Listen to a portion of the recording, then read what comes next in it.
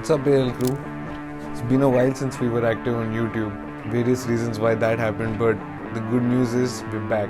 What you can expect over the next couple of weeks? Of course some DIY kits. Let me give you a small peek of what you could expect. And since we like to do things differently, let me show you a shortcut to get to the workshop. We just put it together.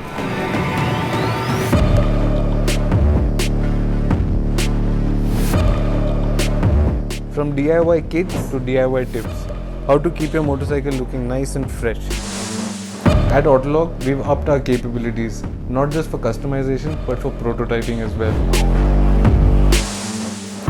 Although the kits that we make are usually painted in colors to match the stock color, every once in a while we step up the paint job with something custom like this one. And these are the special ones that we're going to cover in the episodes to come. Like all enthusiasts, we like having fun on the weekends. With our friends, our motorcycles. This could range from FPV drone flying, RC cars, or just using the track.